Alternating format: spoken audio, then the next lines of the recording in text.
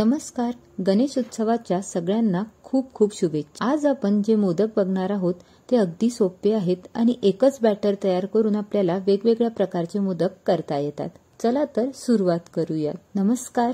तुम्हा सर्वांचं खूप स्वागत आहे. एका कढईत किंवा नॉनस्टिक पॅन मध्ये 3 चमचे तूप टाकायचं आणि ते वितळल्यावर त्यामध्ये पाऊण वाटी मैदा टाकायचा. तुम्हाला मैदा भाजून टाकायचा असेल तरी चालते किंवा भाजायचा नसेल तसाही आपण वापरला तरीही चालतो. हलवाई बरेचदा मैदा वापरतात. आता याला व्यवस्थित 2 मिनिटं भाजून घ्यायचं लो टू मीडियम फ्लेमवर. ते भाजत आलं की परत यामध्ये 2 चमचे तूप टाकायचं आणि याला परत 2 मिनिटं लो टू मीडियम फ्लेमवरती व्यवस्थित भाजून घ्यायचं. याचा रंग बदलेपर्यंत याला आपल्याला भाजायचं आहे. साधारण 3 ते 4 मिनिटं टोटल लागतात आपल्याला हे भाजायला. आणखीन 2 चमचे आपण याच्यात तूप टाकूयात आणि याला भाजून घेऊयात 1 ते 1.5 मिनिटासाठी. नंतर गॅस ऑफ करायचा आणि कढई आपल्याला काढून घ्यायची आहे. आता यामध्ये 1.5 वाटी मिल्क पावडर टाकायचं आणि याला व्यवस्थित मिक्स करायचं. जर आपलं बॅटर कुठेही असं लूज झाल्यासारखं झालं तर आपल्याला मिल्क पावडरची गरज भासू शकते किंवा आपल्याला थोडा मैदा सुद्धा पुढे चालून लागू शकतो. त्यामुळे थोडंसं आपल्याकडे एक्स्ट्रा असलेलं कधीही चांगलं. इथे 1.5 वाटी साखर घेतली आहे. ज्या वाटीने आपण मैदा आणि मिल्क पावडर घेतलं त्याच वाटीने आणि त्याच वाटीने पाऊण वाटी पाणी घेतलं आहे. सुरुवातीलाच पूर्ण साखर विरघळून घ्यायची. विरघळून झाल्यानंतर याला 2 ते 3 मिनिटं मीडियम फ्लेमवरती बॉईल करायचं आणि याचा एकतारी पाक तयार करायचा. तुम्ही बघू शकतात असंच. आता गॅस बंद करून केलेलं मगाचं जे बॅटर आहे त्यामध्ये आपण हे शुगर सिरप म्हणजेच एकतारी पाक टाकून याला व्यवस्थित हळूहळू मिक्स करायचं. याचे कुठेही गुठळ्या बनता कामा नये. याला व्यवस्थित मिक्स केल्यानंतर हे हळूहळू थंड होते. साधारण 4 ते 5 मिनिटं आपल्याला याला व्यवस्थित मिक्स करावं लागते. जसं जसं हे थंड होते तसं तसं हे बॅटर थिक व्हायला लागते आणि मग आपण याचा कणकेसारखा गोळा सुद्धा मळू शकतो. आता हे बॅटर जे आहे ते 2 पार्ट्समध्ये डिवाइड केलं आणि यामध्ये एका बॅटरमध्ये आपण कोको पावडर टाकत आहे. साधारण 2 चमचे आणि याला 15 ते 20 मिनिटं असंच थंड व्हायला ठेवायचं. नंतर साध्या बॅटरमध्ये 1 चमचा विलायची पावडर टाकून याला व्यवस्थित मिक्स करायचं आणि साधारण याला 15 ते 20 मिनिटं लागतात पूर्णपणे थंड व्हायला.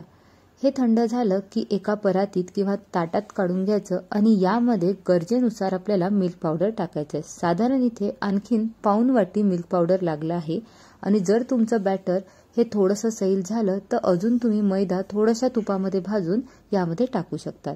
आता आपण यामध्ये बदामाची पावडर टाकूयात. थोडेसे बदाम 7 ते 8 बदाम हे मिक्सरला बारीक करून घेतले आहेत आणि ते यामध्ये टाकून याला व्यवस्थित मिक्स करायचं. नंतर दुधामध्ये केशरच्या काड्या थोड्याशा टाकून मिक्स केल्या होत्या त्याही यामध्ये आपण टाकूयात. नंतर दोन्ही बॅटरला आपल्याला फ्रीजमध्ये ठेवायचं आहे साधारण 10 ते 12 मिनिटासाठी.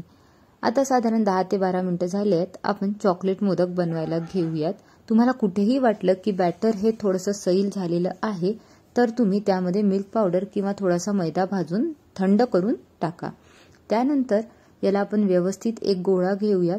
बघा एकदम इझिली बाकीचं सगळं बॅटर निघून येत आहे आणि हाताला तुम्ही थोडासा मैदा किंवा तूप लावू शकतात. बघा किती सुंदर असा आपल्या चॉकलेट मोदक तयार झालेला आहे. त्याचबरोबर आता बदाम आणि केसरचा मोदक किंवा कुठल्याही कलरचा मोदक बनवायचा असेल तर जे साधं बॅटर आपण तयार केलं होतं ज्यामध्ये कोको पावडर नव्हतं त्याला व्यवस्थित फ्रीजमधून काढून घेतल्यावरती व्यवस्थित मळून घ्यायचं. त्याचाही एक छान असा छोटासा गोळा घेऊन त्या आपल्या मोदकच्या साच्यामध्ये बनवायचं. मोदकचा साचा नसेल तर हाताच्या साह्याने सुद्धा तुम्ही बनवू शकतात आणि फॉर्कच्या किंवा चमच्याच्या साह्याने त्याला छानपैकी डिझाईन देऊ शकतात. बघा अशा पद्धतीने आपला मोदक तयार होतो. सगळे मोदक तयार झाले की याला फ्रीजमध्ये ठेवायचं कारण हे खूप सॉफ्ट होतात. तुम्ही कुठल्याही प्रकारचा कलर यूज करू शकतात. इथे मी येलो फूड कलर घेतलेला आहे. हा अगदी ऑप्शनल आहे. तुम्ही रेड ग्रीन काही घेऊ शकतात किंवा साधं सुद्धा ठेवू शकतात. आता यामध्ये आपण परत मोदकच्या साच्यामध्ये घेऊयात आणि याला व्यवस्थित तयार करूया. या साच्याने 15 ते 16 मोदक तयार होतात. मोठा साचा असेल तर थोडे कमी मोदक तयार होतील किंवा तुम्ही हाताच्या साह्याने केले तरी सुद्धा जास्त मोदक तयार होतात. तयार आहेत आपले वेगवेगळ्या प्रकारचे एकाच बॅटरपासून अगदी सुंदर आणि चवीला उत्तम लागणारे असे मोदक. यावेळेस गणपती बाप्पाला या पद्धतीचे मिठाई मोदक नक्कीच खाऊ घाला. तुम्ही सुद्धा नक्की ट्राय करा. नमस्कार.